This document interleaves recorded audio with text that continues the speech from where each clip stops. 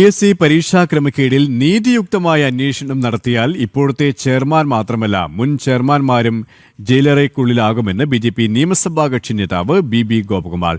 സംസ്ഥാന സർക്കാരിന്റെ കീഴിലുള്ള പോലീസ് അന്വേഷിച്ചാൽ ക്രമക്കേട് കണ്ടെത്താൻ സാധിക്കില്ല. CBI അന്വേഷണം വേണമെന്നും BB ഗോപകുമാർ ആവശ്യപ്പെട്ടു. PSC ആസ്ഥാനത്ത് യുവമോർച്ച നടത്തിയ രാപ്പകൽ സമരത്തിന്റെ സമാപന സമ്മേളനം ഉദ്ഘാടനം ചെയ്ത് സംസാരിക്കുകയായിരുന്നു അദ്ദേഹം. ഇന്നലെ വൈകിട്ട് 3 മണിക്ക് ആരംഭിച്ച രാപ്പകൽ സമരം ഇന്ന് വൈകിട്ട് 4 മണിക്കാണ് സമാപിച്ചത്.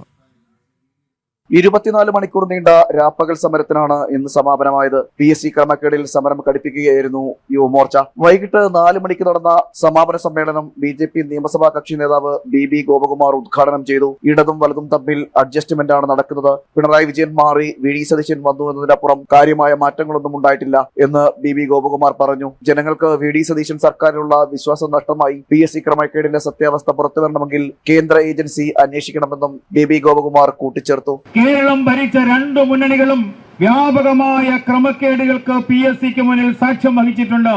അതുകൊണ്ട് തന്നെ VD സതീശന്റെ ഗവൺമെന്റ് LDFിനെ പിന്തുണയ്ക്കുന്ന ഈ ഗവൺമെന്റിന്റെ ഭാഗത്തു നിന്ന് നിഷ്പക്ഷമായ ഒരു അന്വേഷണം ഉണ്ടാകില്ല എന്ന കേരളത്തിലെ ജനങ്ങൾക്ക് ബോധ്യമുള്ളത് കൊണ്ടാണ് ഇതൊരു കേന്ദ്ര അന്വേഷണ ഏജൻസി CBIയെ കൊണ്ട് PSCയുടെ കഴിഞ്ഞ 10 വർഷക്കാലത്തെ നിയമനങ്ങളെ സംബന്ധിച്ച് റാങ്ക് ലിസ്റ്റുകളെ സംബന്ധിച്ച് ഒരു അന്വേഷണം നടത്തണം എന്ന് ആവശ്യപ്പെടുന്നത്. ഈ സമരം സൂചന മാത്രമാണെന്നും സമരത്തിന്റെ 2ാം ഘട്ടം ഓണത്തിന് ശേഷം ആരംഭിക്കുമെന്നും യുവമോർച്ച സംസ്ഥാന പ്രസിഡന്റ് V മനുപ്രസാദ് പറഞ്ഞു. PSC ക്രമക്കേടിൽ ചെയർമാനെയും കൂട്ടാളികളെയും പുറത്താക്കുന്നതുവരെ യുവമോർച്ച സമരമുഖത്ത് തന്നെ ഉണ്ടാകുമെന്നും മനുപ്രസാദ് കൂട്ടിച്ചേർത്തു. യുവമോർച്ചയുടെ സമരം യുവമോർച്ച മുന്നോട്ട് വെച്ചിട്ടുള്ള വിദ്യാർത്ഥികൾക്കും യുവാക്കൾക്കും ന്യായമായി ലഭിക്കേണ്ട ഈ അവകാശങ്ങൾ മുഴുവൻ പൂർണ്ണമായും നേടിയെടുത്തിട്ടല്ലാതെ ഈ സമരത്തിൽ ഒരു ഇഞ്ച് പിന്നോട്ട് പോകില്ല എന്ന് യുവമോർച്ച ഇവിടെ പ്രഖ്യാപിക്കുകയാണ്.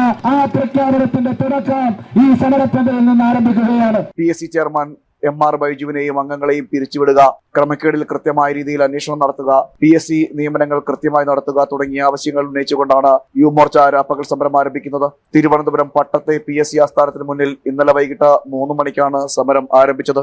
ജനം, തിരുവനന്തപുരം.